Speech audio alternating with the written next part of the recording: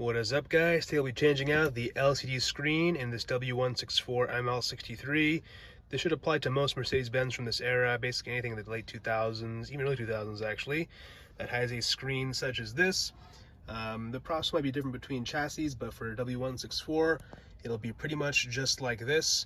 But yeah, W211, 219, R230, 203, they're all pretty similar in terms of how the screen works.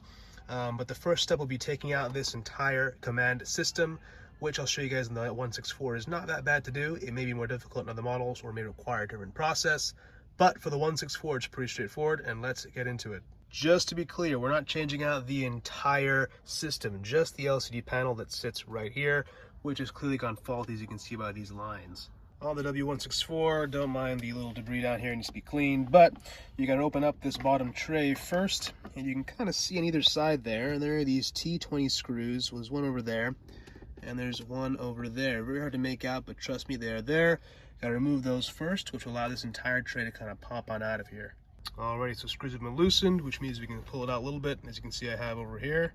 Gonna push this back together, kind of, and then sort of just wiggle it out. There will be one connector for the cigarette lighter, so that does mean this leading to disconnected. I think there it is right there. Gotta hold that in a black tab and it should pop out. Not the easy thing to access, but it won't be so bad. You can see right over there. Gotta press on that tab and it should disconnect. The next step is removing this central trim piece with all the HVAC control and other controls we have in this panel over here. It's as simple as removing it just by pulling from the bottom. Now, we should be pretty careful because this center tray is actually not a part of this panel as you might think. It's a separate thing, which means this bottom piece of wood, this very thin piece, is just a part of this. So if you pull too much on there, you might crack it. So what I recommend doing is using a trim tool on either side, as well as some force on the bottom of the two corners, the bottom left and bottom right. I'm gonna pull from the bottom left and right. And then by doing that, it should loosen it up and get it out of the way. And then once it's out of the way a little bit, we can start removing connectors. Now these connectors, there might be quite a lot of them. I think it's like 3 or 4 if I remember correctly, but we're gonna find out very shortly. Most of them have a tab in which you have to press down and then slide a connector back. It'll pop out, I'll show you guys in a moment. Okay, so I've loosened it now. It's coming on down. Here we can see all of the various connectors. So what's kind of cool about these connectors is they're all keyed, which means you cannot put the wrong one in the wrong place. But it's pretty straightforward. You can see there's a middle black tab right there. You can kind of press down on that and it slides forward. A little out of focus, but you can see the same thing there. And once it's all the way down, it'll pop out. Now we gotta put this one down first. There's someone that is ordered to do this. You can see there, it's going down, pops it out. This one goes all the way down, pops it out. And there are a couple more connectors there. Pretty similar idea, just look for a tab and press down on it and it should release it. Okay, so with those panels removed, you can see we have our command kind of floating in the console over here. It's only held in by these 2 metal pins. There's one over there and there's one over there. And those metal pins are secured by a screw, which I believe is a T20 Torx, just like the lower ones. Gotta remove those 2 screws, one there, and it'll allow these pins to kind of drop down. Now, the pins may drop down on their own and you may need to force them down with a screwdriver, but as long as we have these screws removed, they should come down pretty easily. That'll release the entire command computer, which will then slide out, and we can detach the connectors once the command is kind of in the air and ready to go. With the screws, I can see here's one of the keys. It's down now. I've slid it down with my finger. This one's still up. You can kind of see just by pulling down, it comes on out. And the entire command will begin to come forward. Now, it is pretty heavy. It's heavier than you may think, so be very cautious about this. I usually put this face down on the center over here. It actually is just wide enough to fit. Now, I might put a little microfiber towel in the middle just so that it doesn't scrape anything up. But that'll be enough to get the screen out. There's going to be a lot of connectors at the back. And one thing to be very certain of is if your car has Common Card Logic 7 or anything like that, if your car has the higher end audio system that was available from factory, you will have fiber optic cables at the back of your head unit. It's very important not to bend these, so do yourself a favor and keep it as straight as possible before removing those. They're typically going to be these orange connectors, and they're very fragile.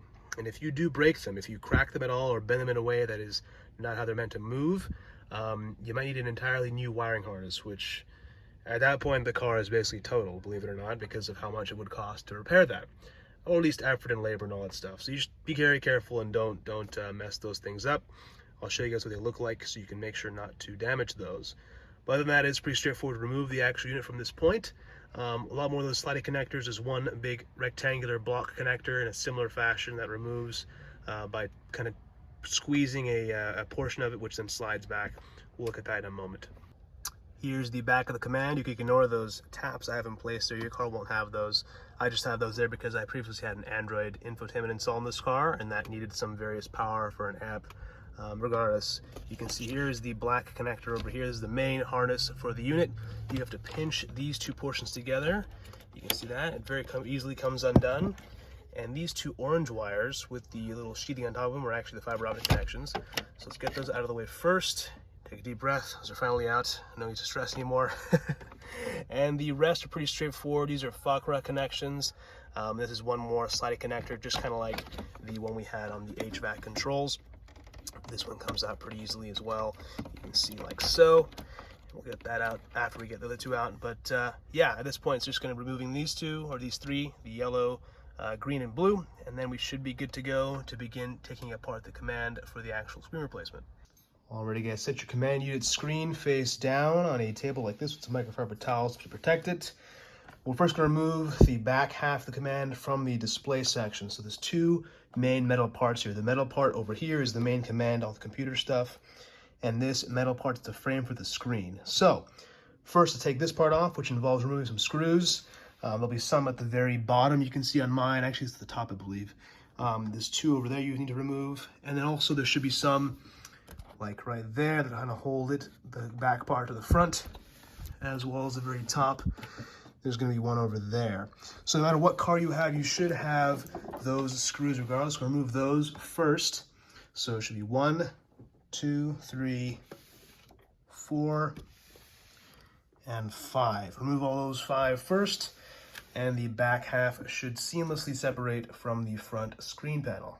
With those screws removed, the entire back half comes off. Like so you can see there's little connectors over there that connect to the screen portion over there. We're going to put this aside in a safe place. We won't be using this for now.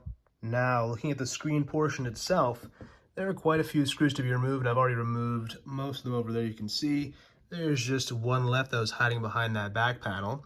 Basically, whatever screw you see that's still connected from the metal base to the plastic front plate, remove that. Whatever you see, they're all pretty much the same size. In fact, they are identical if you look at them closely. And then there's just one more there to remove, and that should separate the metal portion from the black plastic frame. And that allows us to separate the metal bracket and the screen.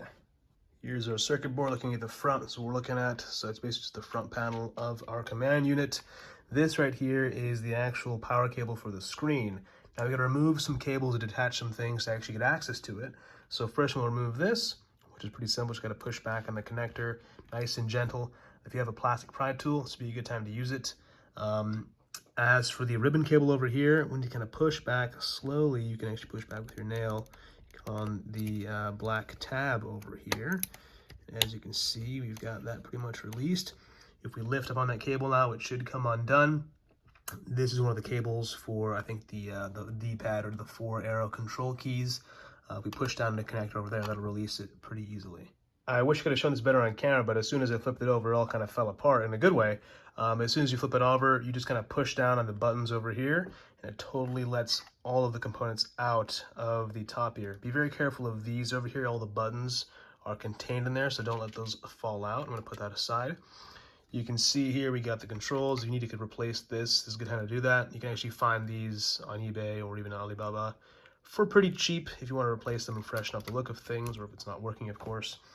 This volume button splits into a few pieces. You have there's a chrome ring inside of there. It's pretty self-explanatory how it all goes back together. But we can see now we have the display and the ribbon cable that goes along with it and the power cable. This is our little old screen here. Had this really weird little marking on it since we got the car. I have no idea what that was from. But we'll have a new screen in now that will not have those issues. Even these weird little scratches. Didn't show up when the screen was on, but when the car was off, it looked kind of weird. Well, here's the new screen I bought off eBay, and it was listed as fitment for W164, But I was quite foolish, and I thought that this would be for my car, but it's actually for the pre-facelift W164. So those actually used NTG 2.0, not 2.5, like what I need. And the ribbon cable is a bit different. This only has 2 prongs versus 3, which I need. So I'll have to return this and get a proper one for NTG 2.5, which is very annoying, but it is what it is. I'll put this back together for now with the old screen, but you guys kind of get what I mean in terms of how to do it. It should be the exact same process if you had a new screen that actually was correct for your car. But unfortunately, I made a mistake. So I'll be back, I guess, whenever I get the new screen. 2 weeks later. Okay, so fast forward 2 weeks. I have a new screen. That's the correct screen for the car. We're back to this step, which is removing the actual panel from the stock unit. Here's our new screen. This time it's nice and identical to the old one as it should be. It's time to get this guy in. It'll basically be the exact same process as removing that one was, just the reverse. I'm gonna do that now and we'll put it back in the car.